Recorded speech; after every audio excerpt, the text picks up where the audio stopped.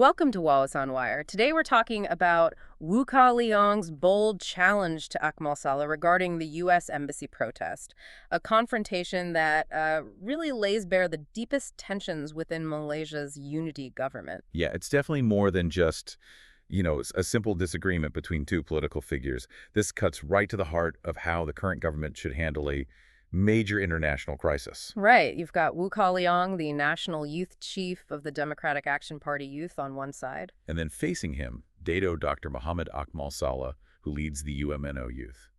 Two heavyweights, different approaches. And the issue that sparked this whole thing is incredibly sensitive. Malaysian humanitarian volunteers detained by the Israeli military. Akmal Saleh has put out a very public, very direct ultimatum. He has indeed. It's quite stark, really. His demand is, well, basically, if those volunteers aren't released, the government has to cancel the invitation for U.S. President Trump to visit Malaysia, period. So he's directly linking the fate of the volunteers to Malaysia's relationship with the U.S., essentially. Pretty much. It's an attempt to force the government's hand on a global stage. And there's a threat attached, isn't there, if the visit goes ahead despite his demands? Then he's threatened a large-scale protest. That really ramps up the internal political heat. So he's essentially saying, if you don't take our hard line, we, a part of the government coalition, will protest against the government during this high-profile visit. Which is quite something. It shows Akmal wants visible action, not just diplomatic notes. And Kah Leong's response, it seemed designed to, well, call his bluff. Okay, let's get into that history, because Wu didn't just react to the threat itself. He brought up something from the past, didn't he? He did. He referenced that flag inversion incident in Penang. Remember that? Akmal mobilized a crowd to cause trouble outside a hardware store over it. Ah, yes. So Wu's bringing that up to establish a pattern, to say Akmal has formed for this kind of direct action, this mobilization. Exactly.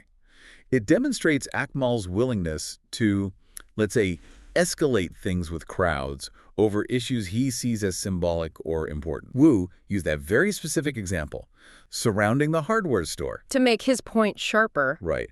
He basically said, look, if he was willing to surround a hardware store, it wouldn't be surprising at all if he actually went through with organizing a protest to surround the U.S. Embassy. But then Wu does something interesting. He doesn't just condemn the idea, he almost invites it. He does. His words were quite blunt. Welcome him to do it. Why do that? Why openly accept the risk of a potentially, embarrassing protest right on the doorstep of a major embassy? Well, I think he's playing a couple of angles there. First, it's a dare. Like, go on then, show us you really mean it. And maybe more strategically, he immediately frames it within the law. He acknowledges that every Malaysian citizen has the right to assembly under the federal constitution, under the Assembly Act. Ah, so he's saying, sure, it's your constitutional right. But think about the implications of using it this way. Right now.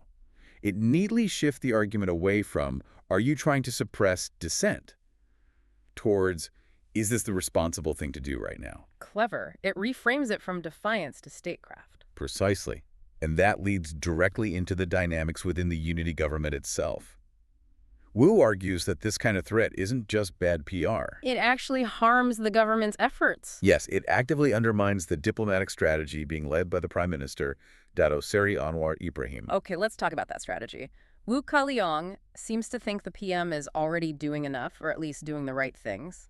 He believes Anwar has sent a strong message. And is using all the international channels available to pressure Israel and condemn their actions. Is that a realistic assessment, though, given the complexities of the situation? Well, Wu is definitely trying to emphasize that diplomacy, especially here, needs more subtlety than just, loud demands. And he points to the biggest obstacle Malaysia faces. We have no formal diplomatic relations with Israel.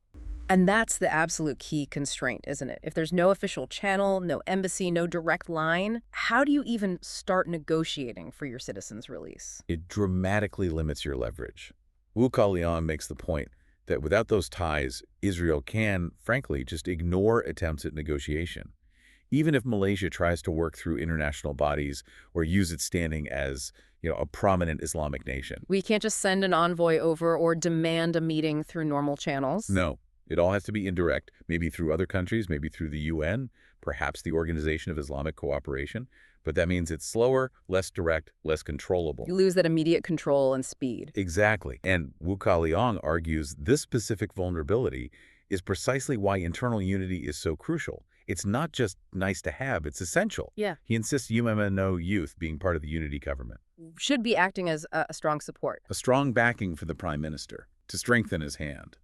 But how does political unity at home translate into actual leverage abroad, especially when dealing with a country that doesn't formally recognize you anyway? Because visible disunity signals weakness. Mhm. Imagine the prime minister attending an international meeting, maybe Asian, maybe something at the UN, Okay. while back home, a component party of his own government is threatening protests outside a major embassy. It weakens his negotiating stance. It raises questions about his government's stability and control. So Wu's argument is that the whole government needs to project a single, unified front to maximize Malaysia's diplomatic weight, to look serious on the world stage. Precisely.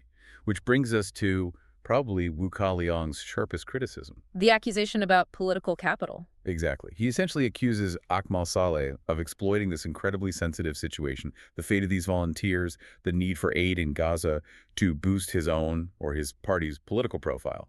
So using a crisis for political gain is the charge. That's the implication. Wu argues the focus absolutely has to remain on the primary mission, ensuring the safety and unconditional release of all the Malaysians detained and keeping humanitarian aid flowing, not domestic political point scoring. It really boils down to two different philosophies of political action, doesn't it? Akmal representing the high-visibility, emotionally charged public pressure approach, To show commitment, maybe force the issue. and Kah Leong championing the idea that effective statecraft, especially in delicate situations, requires internal discipline, unity, and using those quiet, established diplomatic channels, however difficult they are. It's a classic tension. And it highlights the really tough balancing act for the unity government right now. They have to acknowledge and manage the very real public anger and concern for the volunteers. While also pursuing this complex, indirect diplomatic game that often looks slow and, frankly, lacks the drama the public might want to see. So let me ask you, the listener, directly. If you were in a position of influence right now, which path do you think offers more leverage in a crisis like this? Do those public threats and protests actually pressure international actors effectively? Or does that quiet, unified diplomatic front give your negotiators more real authority and credibility when they're trying to work behind the scenes? It's a tough question. How this particular clash plays out will tell us a lot, I think, about the unity government's ability to manage these internal pressures. For sure. If they seem to bend easily to internal threats and theatrics, it could signal instability. But if they manage to hold a united line, as Kah Leong is pushing for, It shows they can handle both the domestic political noise and the international complexities at the same time. it's a fascinating dynamic, seeing how a humanitarian crisis overseas instantly becomes a flashpoint for political competition right here. Yeah, a real test. The core goal, as Wu stressed, should be the Malaysians detained. But the how of getting them home is now deeply tangled in these political calculations. Indeed. The strategy itself has become politicized. Remember to like and subscribe for more videos like this.